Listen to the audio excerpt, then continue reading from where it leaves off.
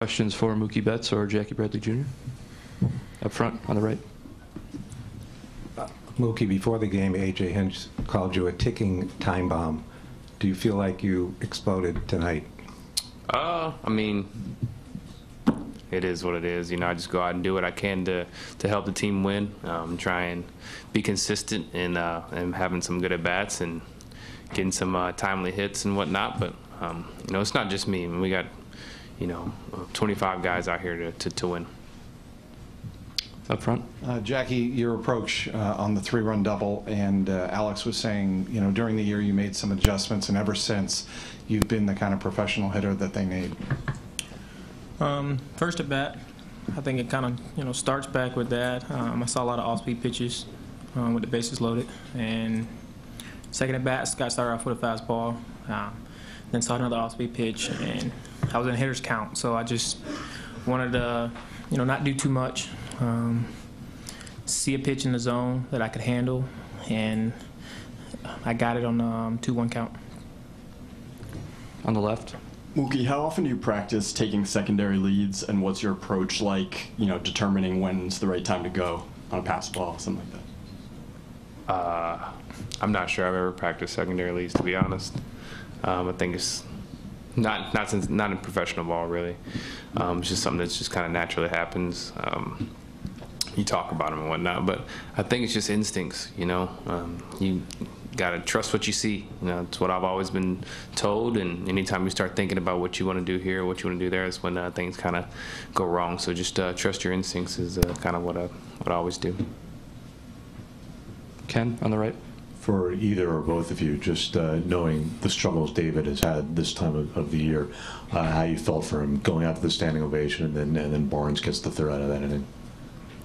I mean, he pitched a great game. You know, I think no matter what you say about him, he's a great pitcher. You know, he goes out and takes the ball every time.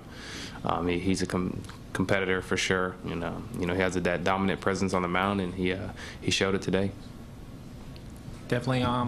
After they put up 4 runs, he still allowed us to stay in the game. He competed his tail off, and we were able to, you know, tack on a few runs when we needed. And like he said before, he's an ultimate competitor. Alex on the left. After yesterday, kind of a difficult day offensively, how important was it to establish a tone in the first inning and to actually get those runs pushed across? You know, I think it's just one of those days. You know, it's unfortunate that it happened in the playoffs that, you know, we only get 2 hits, but it's just one of those days. So I knew we've been really good at turning the page, and there's no sense in stopping. And you know, we went out and did our thing today. John, on the left. Yes, can both of you talk about going to Houston 1-1 and with Nate on the mound Tuesday? We're excited to get there. We're going to the series, like you said, tied 1-1, and you know, we're ready to compete. I think everybody is going to enjoy themselves, and we're going to just continue to take it one game at a time. All right. Scott, on the left. What were the guys saying in the clubhouse or dugout about Chris Sale not being there, and were either of you able to communicate, send a text or anything yet? No, I mean, I don't think anybody was saying anything in the clubhouse or dugout. We just kind of focus on winning a ball game. Obviously, I'm not really sure of all the details with Chris as we sit here right now, so that's new to me. But I'll check on him afterwards. Thanks for letting me know. Alex on the left. You guys understand the variables involved in balls that are hit by the wall better than just about anyone. That last ball that Bregman hits, how hard a play is that with one that's kind of going straight up and then coming down next to the wall? And what was your view of it? Did you think that Benintendi clearly had it, or were you wondering?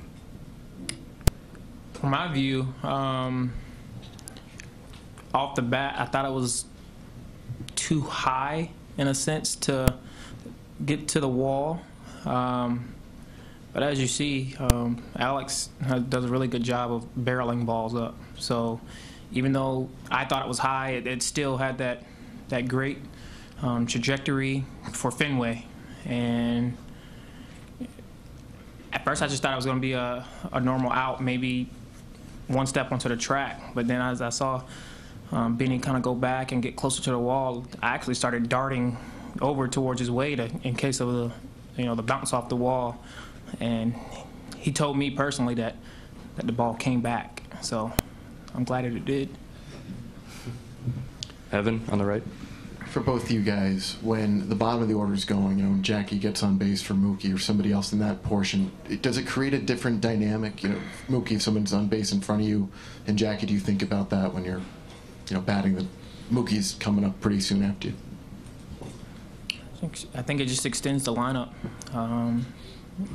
We'd like to be able to put together great at-bats up and down the lineup, no matter who's up. We like to have that mindset of do your job and kind of pass the baton to the next person. Get on base any way you possibly can. And I have to, since I like to be aggressive, I know they're not going to pitch around me to get to Marcus or whoever's behind me. So I just continue to try to see good pitches and compete. I mean, yeah, I think, when those guys start rolling, it definitely makes our whole lineup a lot better. I mean, we have some good bats in our lineup, and, I think when that lineup is extended and you start getting guys on base throughout the whole lineup, it makes definitely for a long day for the pitcher. Brian on the left. Speaking of the trajectories of Fenway, Jackie, have you seen a replay of the 3-run double? Yeah. I mean, what did you think about the way it kind of just bounced around down there in the corner? Have you seen something like that before? Not ever since I hit the ladder. I want to say that was 2 years ago or maybe a year ago. But it's pretty cool. I've never seen it, ride the top of that little edge like that before. It's pretty unique. Back right. Obviously, you guys aren't in the bullpen with him, but when you get a guy like Ryan Brazier coming into your clubhouse after everything he's been through, does he bring any kind of new perspective? I'm not sure about new perspective, but he has that presence that when he takes the mound, that something good's going to happen.